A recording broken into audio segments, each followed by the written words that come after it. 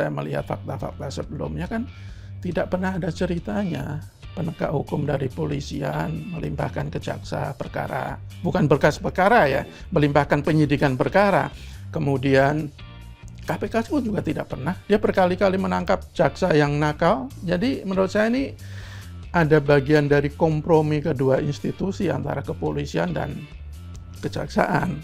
Meskipun ini ada yang membawa-bawa ini kepada perang antar instansi gitu ya, ada yang mengingatkan kembali kepada cicak dan buaya, tapi ini bukan cicak dan buaya lagi, buaya sama komodo.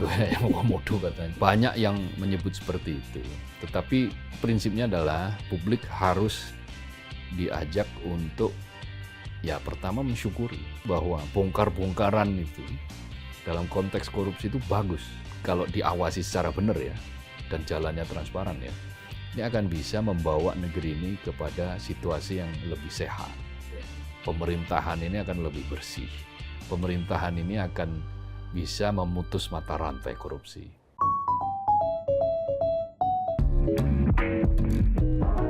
Halo Sobat Media Indonesia, salam sehat dan selalu semangat. Jumpa lagi bersama kami dalam program Ordal, Obrolan Mendalam bersama orang-orang dalam. Saya Haryanto, Mas Jaka Budi Santoso. Iya Mas, siap Mas. Tampaknya Sehat. sedang melihat sesuatu apa ini? Ada info terbaru apa ini? Saham. Saham. Gawat sekali. Rupanya pemain saham dia. Gimana saham lagi turun apa naik? Kok ngono? Terus gitu. Tapi yang penting sehat lah ya. Ya sehat lah. Sehat, semangat. Semangat. Apa kemarin? Bagas waras. Bagas waras. Ya. Jadi 4 kata itu sehat, semangat, bagas waras. Kalau bagas waras itu kalau di Jawa Timur namanya seger kewarasan. Seger kewarasan. Dan raga yang tidak hanya raga tapi jiwa murah juga sehat. Murah sandang pangan, seger kewarasan. Karena banyak yang jiwanya nggak sehat juga kan. Oh gitu. Banyak yang stres, banyak yang Siap. Ya. Ini belum. Banyak yang putus asa, siapa? memikirkan negara ini. Banyak kalau di medsos tuh teman itu juga. Tapi banyak juga yang bersemangat. Gitu kan, kita harus fair juga melihatnya kan. Ya. Nah, kalau yang ini beda ini cara melihatnya itu tentu saja berbeda nih karena habis pulang haji. Mas Abdul sudah 40 hari ya? Belum. Hari ini hari ke-40. Berarti kalau malaikat masih masuk. ada di sini kan. Mudah-mudahan. Asal Seterusnya lah. Jangan malaikat mencabut nyawa saja. Apa kabar Mas? Alhamdulillah sehat ya. Ya, kalau dia bicara saham dunia, saya bicara saham akhirat. Aku kemarin pas telepon itu, pas maghrib soalnya juga saya salah. Diperdengarkan suara azan. Dijawab dengan suara azan. Ya Allah, dalam hati. Oh, salah saya ini dalam waktu yang salah. Ini sebuah sindiran yang majleb. Enggak ini. Fakta kok. Gitu ya. Fakta kan. Nelponnya kok pas azan maghrib. Saya nggak lihat azan di mobil. Begitu ada update, saya langsung telepon beliau. Ternyata dijawab dengan suara azan. Langsung kena omel saya. Maghrib kok nelpon wong ini. Jadi kita apa ini Mas Gohar? Ya yang kita bicarakan, yang mau kita bicarakan telepon itu yang nggak jadi. Iya, nggak jadi. Yang sekarang lagi hot lah. Iya. Ya ini adalah ujian ya. Ujian bagi integritas penegak hukum. Betul. Termasuk ujian penanganan penegak hukum dalam menangani anggotanya. Ya. Apa itu di Kejaksaan Agung? Yaitu ketika mantan Jampitsus, Jaksa Agung Muda Tindak Pidana Khusus, Febri Diansyah namanya. Febri Ardiansyah. Kalau Febri Diansyah kan juru bicara dulu mantan ya. Febri Ardiansyah yang sudah mundur lalu beberapa jam kemudian dinyatakan sebagai tersangka. Ada banyak drama lah ya kita saksikan. Siang hari Jumat siang itu menyatakan membantah beberapa statement lalu ada yang diiyakan, ada yang dibantah. Tetapi intinya adalah dia membantah bahwa dia akan mundur. Tetapi Sabtu dini hari ada sebuah konferensi pers dari Kapuspen Kejaksaan Agung yang intinya adalah Jaksa Agung merestui pengunduran diri Febri. Beberapa jam setelah itu jadi tersangka. Nah, siapa yang menjadikan tersangka? Pihak Polri. Namanya Kortas Kortas Tipikor Tipikor Polri. Nah, ini lembaga yang Baru ya?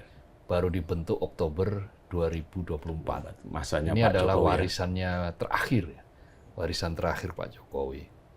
Lembaga ini uniknya, dia itu bertanggung jawab langsung kepada Kapolri. Jadi dia strukturnya tidak berada di dalam keranjang, dalam tanda kutip ya, keranjang atau rumah Bareskrim. Ya. bukan.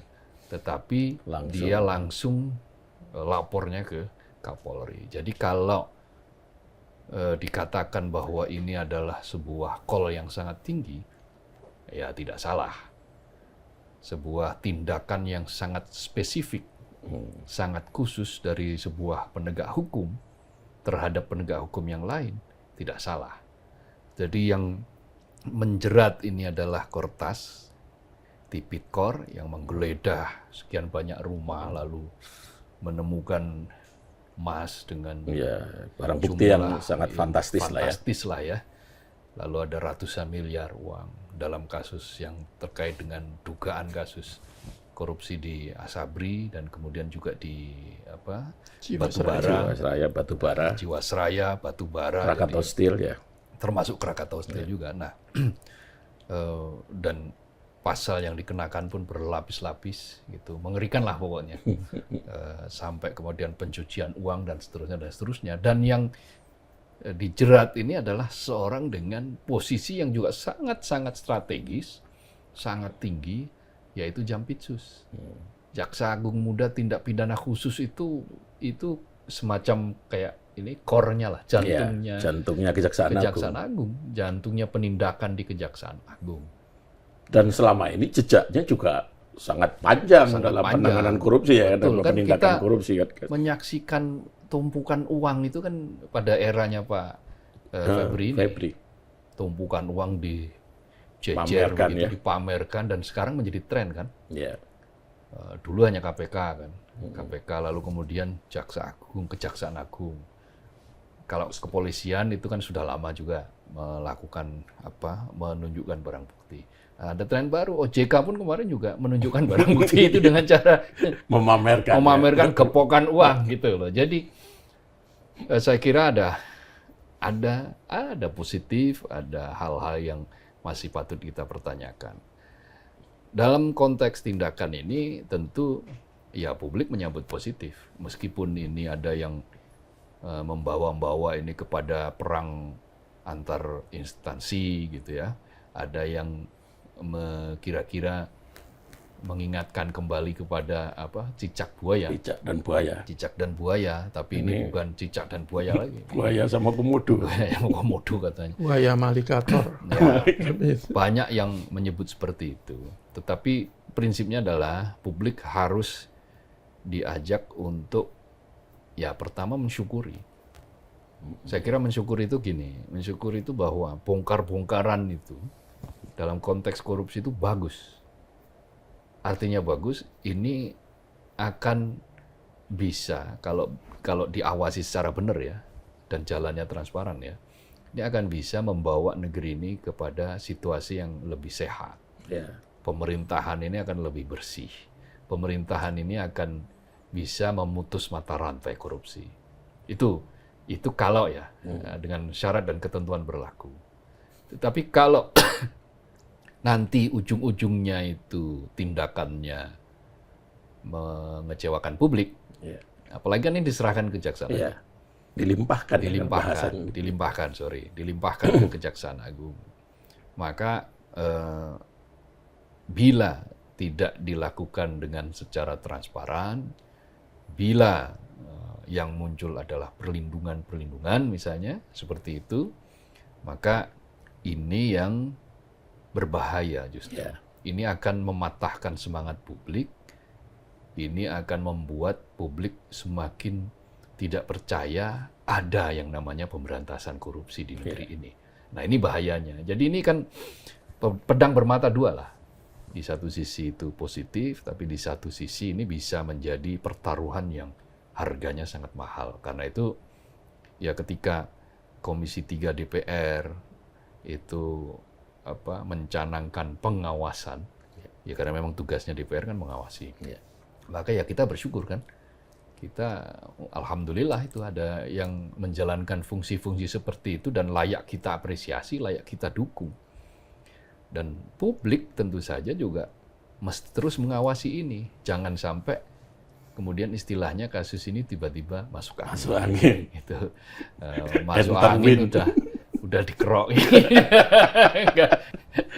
Udah merah tetap aja masuk angin. Jadi ini adalah sebuah ya blessing in disguise gitu, berkah terselubung dari sebuah proses penegakan hukum. Saya melihatnya seperti itu. Memang masih ada yang skeptis, tapi ya biasanya yang skeptis ini nanti urusannya Mas Jaka. Iya, setelah drama yang begitu mengasihkan untuk ditonton kan setelah penggeledahan dibongkarlah barang bukti yang sangat fantastis, 74 kg emas batangan, 476 miliar uang dalam pecahan, ada yang dolar Amerika, dolar Singapura, kemudian rupiah dan yang lain-lain. Itu kan publik menunggu kan. Ya. Menunggu. Setelah itu apa?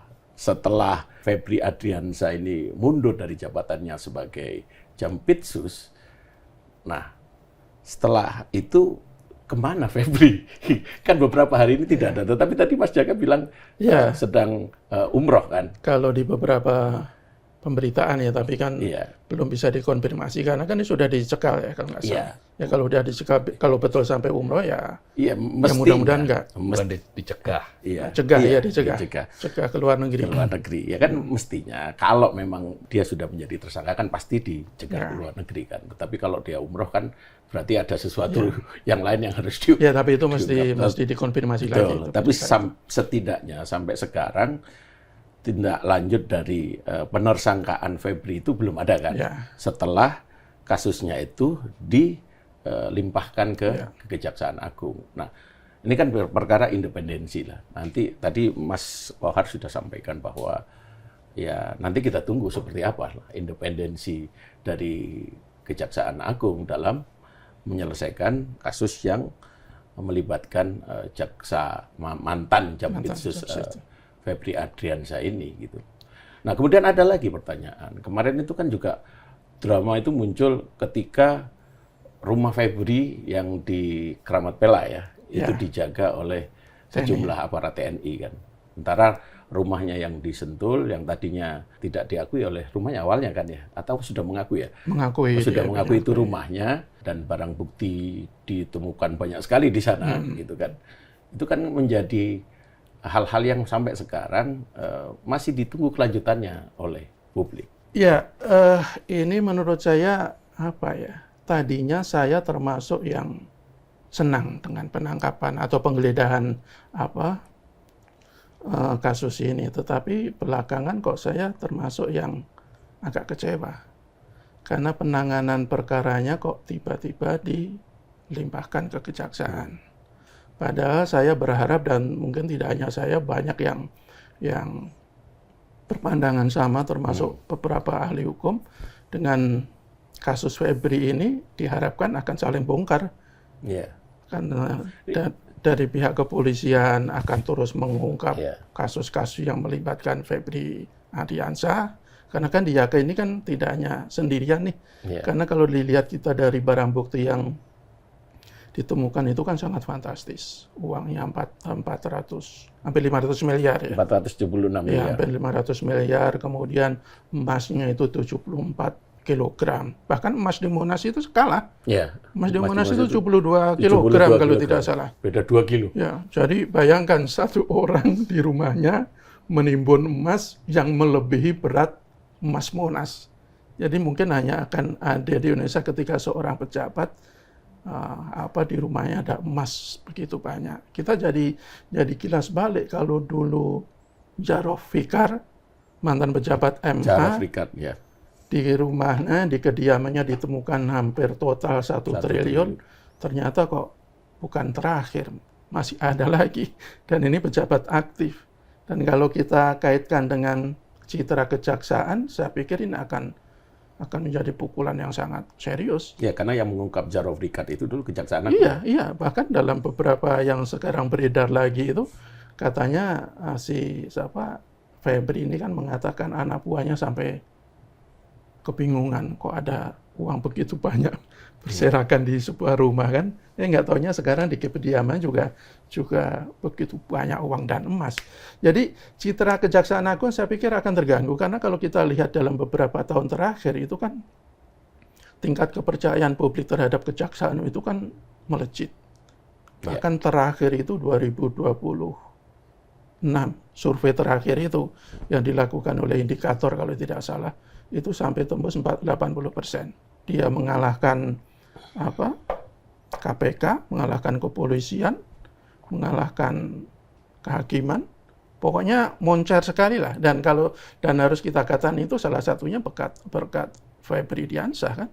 Karena kalau ke Adriansyah, kalau selama dia itu kan kasus-kasus korupsi yang begitu luar biasa, nilai kerugian negaranya kan terungkap.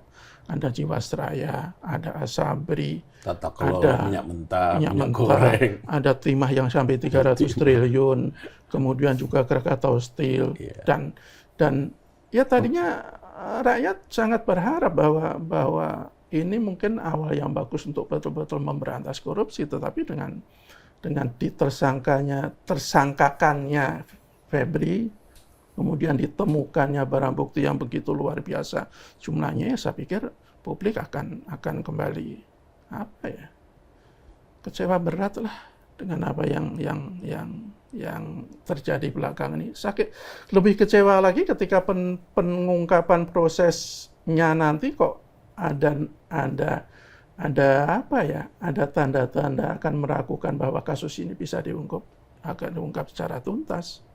Karena tadi saya berharap kalau umpamanya itu tetap ditangani oleh polisi, itu bisa dikembangkan di mana-mana, bisa klasternya mungkin bisa juga diungkap kalau ada klaster-klaster lain, karena kan kasusnya ini banyak nih, kasus-kasus yang diduga menjerat Febri.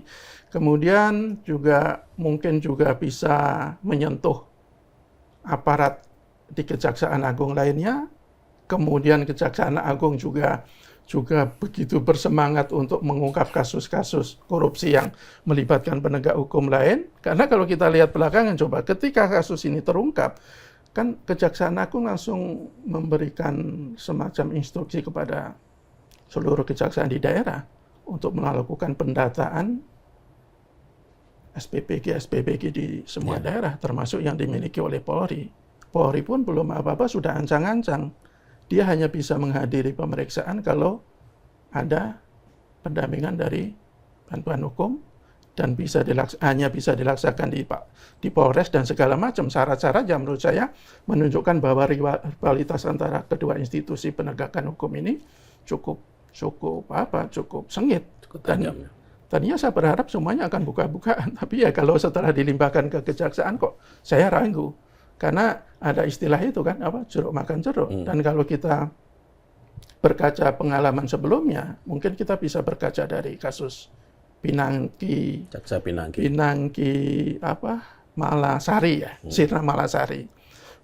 Bagaimana ketika itu seorang jaksa, dia terbukti melakukan upaya menerima suap, TPPU, permufakatan jahat terkait dengan pengurusan fatwa bebas terhadap Joko Chandra, oleh jaksa hanya dituntut 4 tahun, dengan pertimbangan yang menurut saya sangat aneh. Salah satunya karena dia punya anak yang berumur 4 tahun. Kemudian di pengadilan tipikor divonis 10 tahun, Pinangki banding, di pengadilan tinggi disunat menjadi hanya 4 tahun, dengan pertimbangan juga sangat aneh.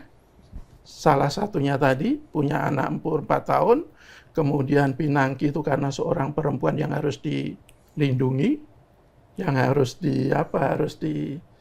dihormati. Jadi saya kok jangan-jangan nanti kasus Febri ini juga akan seperti itu. Bagaimana kita bisa terlalu berharap seorang jaksa, nanti penyidik jaksa itu bisa leluasa memeriksa mantan rekan kerjanya atau mantan atasannya. Akan ada beban yang menurut saya tidak ringan untuk penyidik itu betul-betul bertindak independen dan profesional. Ya mudah-mudahan kekhawatiran itu tidak, tetapi kok kita perlu mengingatkan bahwa kasus ini bukan kasus yang sembarangan, ini kasus yang betul-betul bisa mempertaruhkan tingkat kepercayaan rakyat terhadap pemberantasan korupsi, terhadap penegakan hukum atas kasus-kasus korupsi yang harus kita katakan ya sekarang pun tidak terlalu bagus. Apalagi kalau dengan adanya kasus ini. Jadi kalau kemudian jaksa nanti main-main dengan kasus ini, kok saya pikir rakyat akan makin apatis. Jadi saya minta sih kejaksaan jangan main-main dengan kasus ini, karena ini bisa menjadi bisa menjadi bom waktu lah. Bom waktu yang bisa betul-betul mengerus kepercayaan rakyat terhadap mereka. Nah, yang menjadi pertanyaan lanjutan itu begini. Setelah terungkapnya kasus korupsi yang melibatkan mantan Jampitsus Febri Adriansyah ini, apakah akan berlanjut pada pengungkapan-pengungkapan yang lebih besar lagi? Karena kan kalau kita lihat apa yang telah diungkapkan oleh Febri sebelum diungkap oleh Kortas Tipikor Polri ini kan korupsi-korupsinya kan berkelas kakap kan ya. Tadi kan sudah disampaikan oleh Mas Jaka ini. Nah setelah ini, apakah akan ada lagi pengungkapan-pengungkapan yang lebih besar dari Kortas Tipikor ini? Ya, saya sih harapannya nggak ada ya. Harapannya nggak ada, kenapa? Karena nggak ada korupsi yang besar lagi. Harapannya itu, jadi tidak perlu ada yang diungkap. Tapi apa iya? Pertanyaannya itu selanjutnya itu apa iya ada masih perkara yang besar. Nah kalau kita lihat dari catatan sejumlah lembaga, nilai kerugian negara akibat tindak pidana korupsi ini sangat-sangat dahsyat, sangat besar. Apalagi di era kekinian. Saya sengaja kembali ke menyitir pernyataan almarhum Kiai Haji Zainuddin MZ itu. Dalam sebuah ceramahnya itu. Ini di awal-awal reformasi itu Kiai Zainuddin MZ ceramah. Zaman Orde Lama itu korupsi di bawah meja.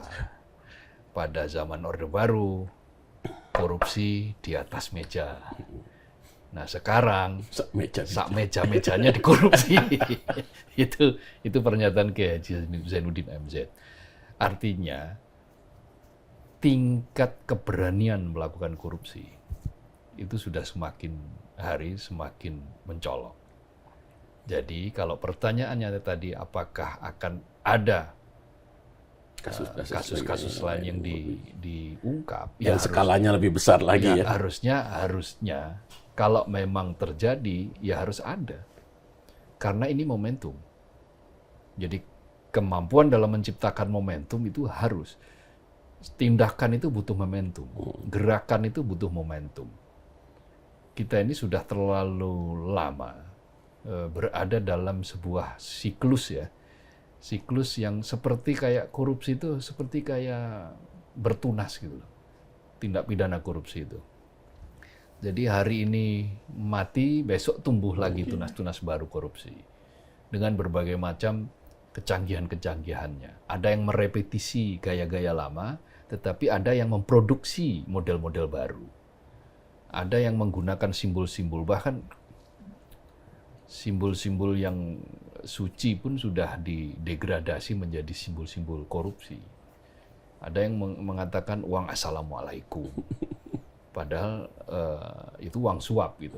Jadi masuk kata assalamualaikum didegradasi menjadi sebuah tingkah laku yang buruk, yang dilarang oleh agama, dilarang oleh apapun. Nah, dalam konteks ini saya berharap, tentu saja publik juga berharap, semuanya berharap bahwa ini akan dikejar terus ini. Karena yang pasal yang dijerat kan tindak pidana pencucian uang. Nah, salah satu karakter dari TPPU ini kan follow the money. Iya.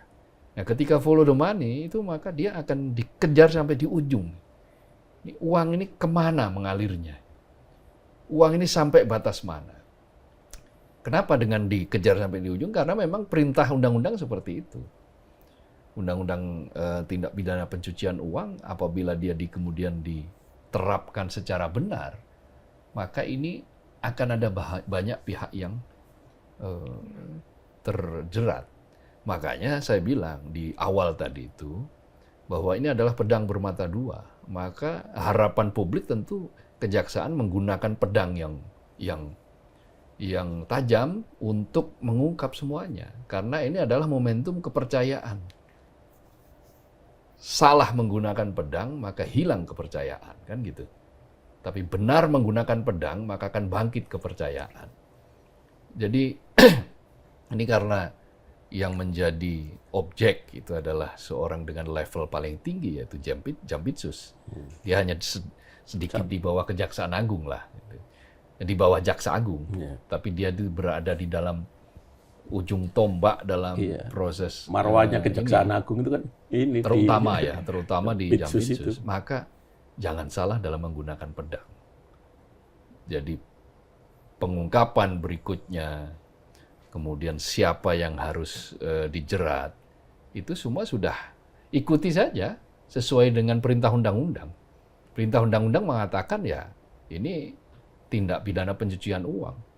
Jangan lalu yang sudah dinyatakan sebagai pasal yang dijeratkan ini tiba-tiba minggir secara teratur gitu kan. Kabur secara teratur dengan disamarkan dan disumirkan. Kalau sudah sampai seperti itu berbahaya. Maka kalau kita ingin memutus mata rantai korupsi di negeri ini, maka manfaatkanlah momentum ini. Tetapi kalau kita masih ogah-ogahan, kita tidak ingin korupsi itu betul-betul sirna, karena korupsi itu mendatangkan kemapanan pada segelintir orang, ya sudah, silahkan saja semau-maunya menegakkan hukum. Dan itu akan sangat berbahaya bagi Republik yang ingin bercita-cita menjadi Indonesia emas dengan meraih kemajuan. Karena kemajuan itu kan salah satu yang ingin dicapai, salah satu syaratnya itu kan adalah mendatangkan diantaranya adalah investasi kan. Nah, investasi itu butuh kepastian. Nah, Indonesia itu dikenal dengan ketidakpastian. Terutama karena banyaknya pungutan. Juga banyaknya uang-uang di luar ketentuan. Yang membuat para investor itu, ya sudahlah, saya balik kanan, pergi ke Singapura. Balik kanan, dia larut di Vietnam. Karena Vietnam sudah mulai nggak main-main, dia melakukan penegakan hukum terhadap aparatnya. Maka Vietnam pelan tapi pasti dia melangkah. Vietnam dan Filipina. Vietnam sudah masuk menjadi negara menengah ke atas, menyusul Indonesia yang sudah lebih dulu 4 tahun yang lalu. Tetapi Vietnam bukan tidak mungkin dia akan terus melaju, karena semua tidak hanya infrastruktur, tapi juga suprastruktur itu mereka perbaiki. Aparat itu mereka tanamkan betul bahwa ya haram hukumnya meminta pungutan pada investor. Nah, ketika haram hukumnya meminta pungutan ya sudah, berarti termasuk di dalamnya segala bentuk pemerasan, segala bentuk upeti, segala bentuk under invoicing dan seterusnya itu dibabat habis. Nah, pelakunya siapa? Yang membabat itu ya penegak hukum. Dia betul-betul memanfaatkan momentum. Yang kita saksikan apa? Di semester 1 ini, Vietnam itu ekonominya tumbuh 8%. 8, sekian persen. Lebih tinggi daripada tahun lalu. Semester 1 tahun lalu itu 7, sekian lah. Artinya sekarang 8%, maka dia sungguh-sungguh nih Nah, kita harus berani sungguh-sungguh dengan cara tadi itu, ungkap lah. Sampai ke akar-akarnya. Sampai ke akar-akarnya, Sampai ke ujung karena ujungnya. ini pasal yang digunakan adalah termasuk TPPU kan. Iya. Iya. Follow Itu, the money tadi. follow itu the ya. money, iya. Ikutin kemana uang itu mengalir kan. Ya, tapi kalau saya masih berhusnuzon dulu, ya sudahlah, meskipun ini yang pegang adalah kejaksaan, ya siapa tahu Ya. ternyata ini justru Menjadi momentum mau bagi jadi kejaksaan. momentum tuh kan bisa saja. Kan ngelihatnya bisa seperti itu, Dia bisa negatif karena positif dia gitu. mungkin diledekin terus, dia marah. Oh, saya akan buktikan. Nah, itu yang kita mau. Tapi yang ironi itu beberapa ya bulan lalu kita melihat Febri Adriansyah ini Jampitsus menyampaikan saat konferensi misalnya sudah ditemukan 2 alat bukti untuk menetapkan si A, si B menjadi tersangka. Ya. Tetapi beberapa bulan kemudian dia yang menjadi tersangka. Itu kan sebuah ironi yang sangat pahit gitu loh. Nah, satu hal lagi yang menurut saya juga menjadi pertanyaan ya. Rumah Febri ini kan ada 2. Di Sentul dan di Keramat Pela ya. Dan yang dijaga oleh TNI itu di Keramat Pela. Saat ini itu kan sudah tidak dijaga atau masih dijaga. Tapi kelihatannya sudah tidak dijaga kan.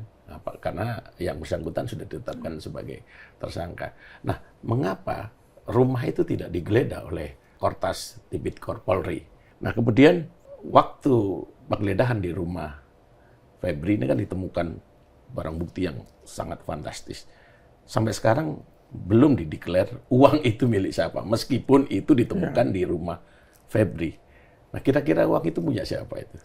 Uang dan emas batangan itu. Ya, kalau Febri kan berdalih ada pemiliknya, ada penggunaannya, dan nanti bisa ditanya. Ya, tapi saya pikir ya kalau toh itu hasil dari pengusutan perkara misalnya, kan tidak boleh ditaruh di kediaman pribadi. Kan harus di tempat-tempat yang sudah ditentukan oleh negara. Ya, kalau kemudian publik menduga bahwa itu milik Febri, ya wajar saja, masuk akal. Orang itu di rumahnya Febri, meskipun katanya rumah itu tidak termasuk dalam LHKPN kan, daftar LHKPN kan. Kemudian dan itu kan secara sangat sengaja kan, makanya dibikin apa namanya? Ditutupin itu sama dinding disamarkan seolah-olah menjadi dinding ya. Iya, itu kan memang udah ada direncanakan secara matang. Katanya itunya harganya juga tidak main-main, katanya 20 juta. Berangkasnya itu kan berangkas yang mahal itu, yang bagus. Kira lebih itu. Ya, kalau versi yang tukang berangkas itu yang membongkar itu katanya sekitar 20-an juta kan itu. Ya, tapi saya pikir itu kan sudah ada rencana, sudah ada modusnya, dan inilah tugas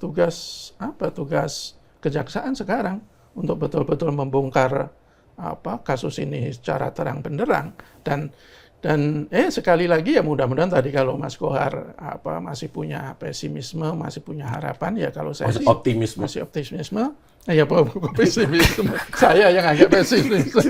saya yang agak pesimis. Ini skeptis.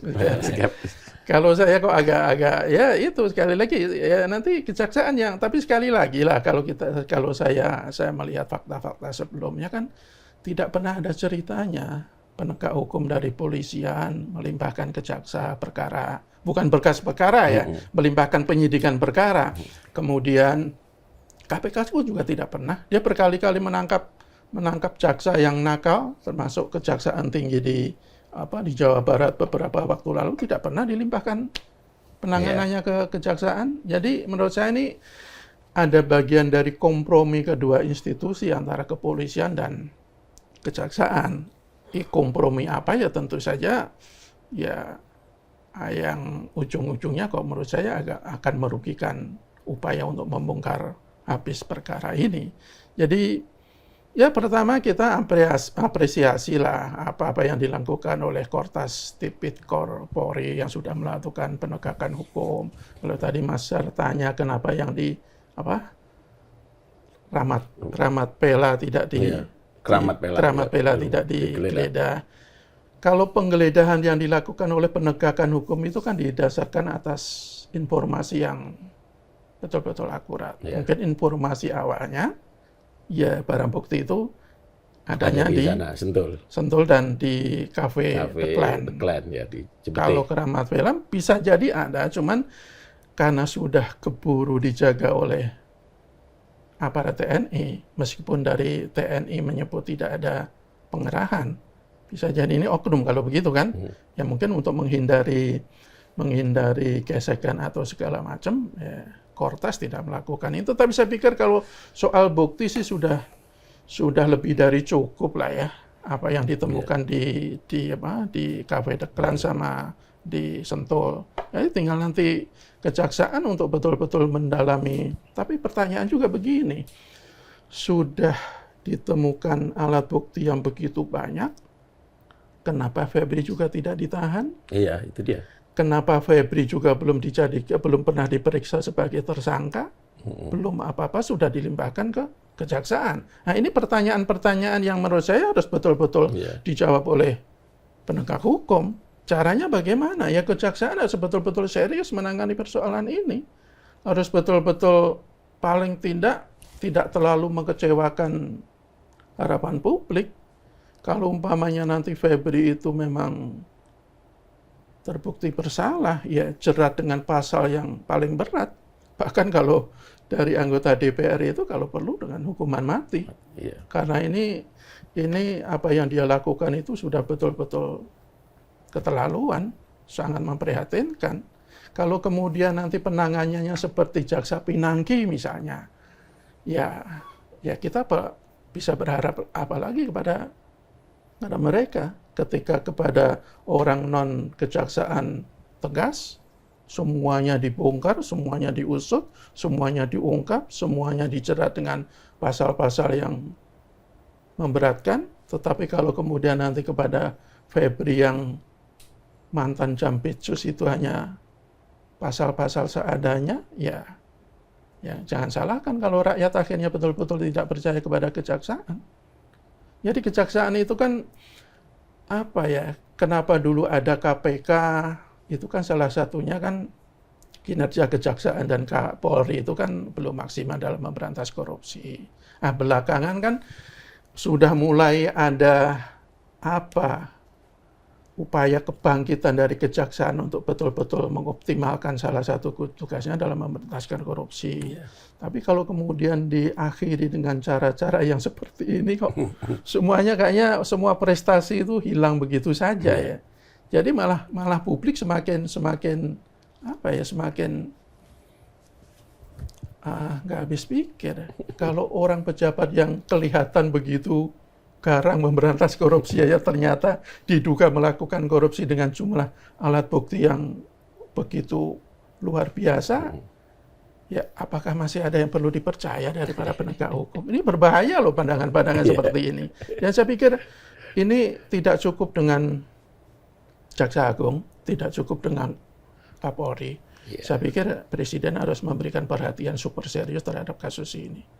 Presiden harus betul-betul memastikan bahwa kasus ini tidak menguap begitu saja, tidak hengki-pengki, ujung-ujungnya harus kalau nanti Febri itu kalau terbukti melakukan kesalahan korupsi ya jangan ada kompromi sedikit pun, karena kalau ada kompromi seringan apapun kok ini momentum yang tadi Mas Kohar betul-betul katakan, ya pedang bermata dua. Kalau momentum itu kembali disia-siakan, ya habislah harapan kita bagi negara untuk melakukan pemberantasan korupsi secara lebih serius. Ya, jadi memang betul momentum ini harus digunakan oleh Kejaksaan Agung, ya diambil oleh Kejaksaan Agung yang betul-betul untuk bersih-bersih gitu. Ya mudah-mudahan sampai PLT-nya tuh siapa? Si Rudy Margono. Ya mudah-mudahan ya dia jangan kalah dengan apa yang dilakukan oleh, jangan kalah dalam arti dalam ketegasan dalam mengungkap korupsi, bukan jangan kalah dalam ikut melakukan korupsi. Tapi juga begini, mungkin ada pertanyaan lanjutan. Apakah Kejaksaan Agung perlu mengaudit ulang ya kasus-kasus yang sebelumnya ditangani oleh Jampitsus Febri Adriansyah ini? Kan banyak sekali kasusnya. Tadi yang disampaikan oleh Mas Jaka, ada korupsi timah, tata niaga minyak goreng, minyak mentah, termasuk BTS Kominfo, Iya. termasuk juga Jiwasraya, Jiwasraya, beberapa Asambri, Hakim Makarim, iya, Taspen, Chromebook gitu. Chromebook. Iya. Nah, apakah itu perlu diaudit ulang? Saya kira ini pelan-pelan ya harus dilakukan satu demi satu. Karena kalau kita selesaikan dalam satu tarikan napas, saya takutnya nggak kuat napas itu. Dan jadi nggak fokus ya? Dan janji ini nggak fokus. Jadi itu akan menimbulkan kekecewaan baru, kekhawatiran baru. Karena kan dari lahirnya KPK itu kan karena salah satu diantaranya tingkat kepercayaan publik terhadap lembaga penegak hukum yang lain kan rendah. Maka dilahirkanlah KPK. Nah, ketika beberapa saat terakhir ternyata Kejaksaan Agung itu bisa melakukan banyak hal ya. Melakukan banyak hal yang kurang lebih sebagian orang menganggap sebagai menyaingi, tanda kutip, menyaingi KPK, ya bagus. Tapi kemudian ujung-ujungnya kita diperlihatkan dengan fakta yang mencengangkan tadi itu. Nah, mari kita lihat apa sih alasan Polri kemudian menyerahkan ini ke kejaksaan. Kan kalau menurut PLT Margono itu ada 3 alasan. Yang pertama itu adalah untuk mengembangkan alat bukti. Yang kedua itu untuk mengembangkan barang bukti. Dan yang ketiga itu adalah untuk sinergi. Jadi kalau tiga-tiganya ini dijalankan dengan cara memenuhi prinsip transparansi dan akuntabilitas, maka ini akan sangat bagus. Tadi momentum. Tapi kalau tiga-tiganya ini dilakukan dengan cara yang diam-diam, tetapi hasilnya tidak seheboh yang drama penggeledahan dan seterusnya, maka ini akan menjadi bom waktu. Ketidakpercayaan yang luar biasa, bukan hanya ketidakpercayaan terhadap satu institusi, tetapi bisa berbahaya bagi semua penegakan hukum. Iya. Akhirnya proses penegakan hukum ini nggak ada yang dipercaya. Akhirnya orang divonis atau dituntut sekian tahun itu karena nasib aja lagi apes misalnya. Kalau ada yang berpandangan begitu kan berarti ya sekarang sudah ada pandangan seperti itu. Ya artinya kan berarti kita ini membangun bangsa untuk apa? Kalau hanya seperti itu. Padahal kan Bung Hatta itu bagaimana menegakkan Murwah sebagai seorang wakil presiden, sebagai pemimpin di republik ini yang tidak bisa dicolek oleh kasus korupsi. Kita menyaksikan dulu Kapolri Hugeng itu bagaimana dia mempertahankan prinsip-prinsip kejujuran, integritas. Lalu kita menyaksikan pernah ada di Mahkamah Agung Artijokal Alkostar itu juga bagaimana mempertahankan integritas yang tidak goyah itu. Kejaksaan juga ada Baharudin Lopa yang luar biasa yang kita menyaksikan kekuatan untuk daya tahannya terhadap itu. Jadi ada banyak sosok-sosok teladan di semua institusi loh kita ini. Kita tidak kekurangan. Teladan tidak kekurangan, aturan juga tidak kekurangan. Nah, yang tinggal kita saksikan adalah ya pelaksanaan. Kan tulisannya Mas Jaka di podium kemarin kan ada yang menggelitik tuh.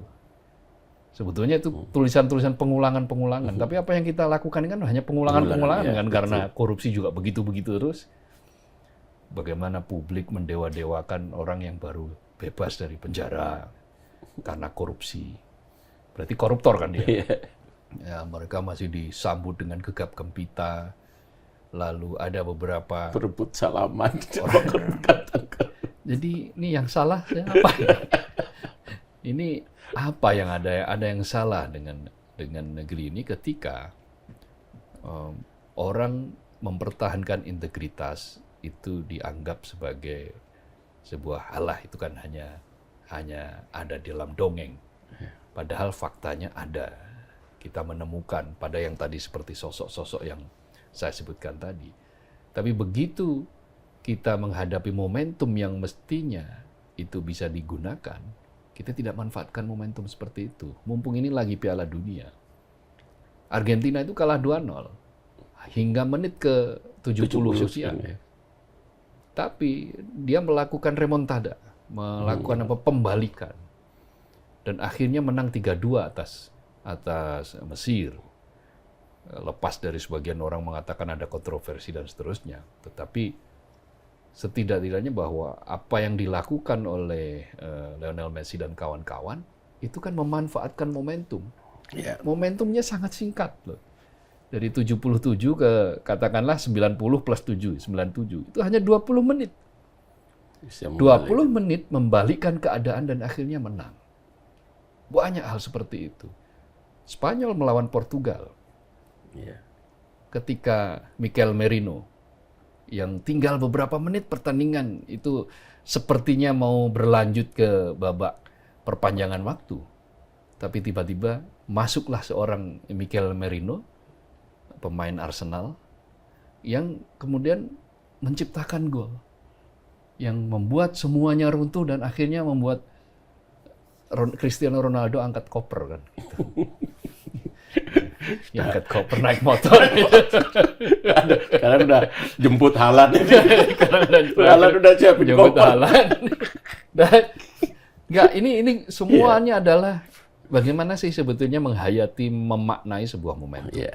Nah, harapan saya tentu saja adalah kejaksaan itu bisa bertindak sebagaimana Argentina mengalahkan Mesir, Spanyol mengalahkan Portugal. Yaitu apa? Memanfaatkan momentum. Tidak banyak momentum dan tidak sering momentum itu datang.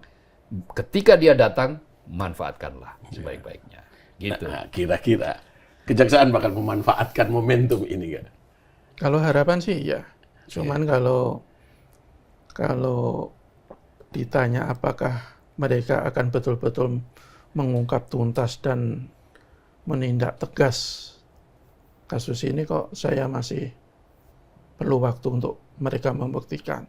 Soal momentum kita itu kan sebenarnya sudah kebanyakan momentum. Kita dari tahun berapa itu kita tuh selalu ada momentum. Dulu Timah terbongkar, ini harusnya momentum. Asabri terbongkar, momentum. Jiwa saya terungkap, momentum. Itu kan di luar. Kalau ini kan internal Kejaksaan Agung ya. Lalu itu Jaksa Pinangki itu kan harusnya menjadi Jaksa momentum. Pinangki itu harusnya. Kalau di kepolisian, Firly Bahuri itu kan harusnya momentum. Faktanya apa? Sudah menjadi tersangka beberapa tahun yang lalu, sampai sekarang tidak jelas kasusnya. Jadi marilah kita pengelola negara itu menjadi pengelola negara yang pintar lah. Salah satu pengelola negara yang pintar adalah memanfaatkan setiap momentum untuk perbaikan. Tapi kalau momentum demi momentum ada hasilnya seperti ini, ya berarti nggak pintar. Kalau nggak pintar berarti apa? Ya nggak pintar kan? Kan gitu. Jadi ya mudah-mudahan kejaksaan pintar lah untuk dalam kasus ini. Karena begini, salah satu kunci untuk memberantas korupsi adalah ya aparatnya bersih dulu. Kalau aparatnya masih kotor, apalagi aparat yang pucuk pimpinan diduga termasuk Febri Adiansyah ini, Jampitsus itu kan ujung tombak pemberantasan tindak pidana khusus, utamanya korupsi di Kejaksaan Agung. Tadi Mas Kohar sebutkan. Dia sangat bergengsi, bahkan Wakil Jaksa Agung kalah bergengsi kalau di mata publik kan. Jadi kalau jabatan yang krusial itu diisi oleh orang-orang yang tidak bersih, ya kita mau apa? Kalau kejaksaan diisi oleh jaksa-jaksa yang masih nakal, yang masih memanfaatkan jabatan untuk justru ikut melakukan korupsi, ya kita mau apa? Ya dibersihkan dulu. Caranya apa ya? Tindak tegas mereka. Kalau kan sudah ada prinsip, kalau orang lain melakukan kesalahan boleh dihukum berat. Tetapi kalau penegak hukum melakukan kesalahan yang sama, hukumannya harus lebih berat. Jauh lebih berat. Itu harusnya seperti itu. Tapi faktanya kan banyak kasus yang justru berkebalikan kan. Ya mudah-mudahan ya kalau Pak Presiden katanya kan tidak kompromi sedikit pun terhadap korupsi. Katanya korupsi itu sudah kanker stadium 4. Ya kalau punya kesadaran seperti itu, ya mudah-mudahan itu menular ke seluruh jajarannya. Kalau mereka punya kesadaran, ya mereka harus serius. Bersihkan aparat internal dari aparat yang kotor, ya kemudian tegakkan hukum setegak-tegaknya. Kalau antar penegak hukum, institusi penegak hukum itu kan harusnya fastabul khairat. Fastabikul khairat. Berlomba-lomba dalam kebaikan. Ya semestinya kan seperti itu. Jangan malah berlomba-lomba dalam hal keburukan kan. Ya mudah-mudahan saya sih udah nggak ini lagi kalau ini sebagai momentum, kan udah terlalu banyak momentum yang kita lewatkan. Ya mudah-mudahan itu momentum yang betul-betul dimanfaatkan oleh kejaksaan. Iya, seperti kita terbit harapan ketika Kejaksaan Agung menggelar barang bukti yang demikian besar. Meskipun kita juga bertanya, tersangkanya itu siapa? Itu dia. Uang puluhan triliun dipajang begitu banyak, kok tersangkanya tidak dibeberkan. Itu loh yang jadi ya masyarakat juga harus disadarkan untuk tidak gampang terharu, tidak gampang silau dengan drama-drama seperti itu. Tentu ya berharap boleh, tapi terlalu terharu jangan. Jadi kalau terlalu terharu nanti kita terlalu kecewa juga. Cukup ya? Saya kira cukup lah ya. Ya, seperti yang tadi kita bahas bersama, ya semoga ini betul-betul menjadi momentum, yang betul-betul momentum. Karena banyak sekali kasusnya banyak, jadi momentumnya hadir. Iya, untuk membersihkan semua aparat penegak hukum yang nakal, yang berlaku lancung lah. Gitu. Oke, Sobat Indonesia, demikian perbincangan kami, semoga bermanfaat. Salam sehat.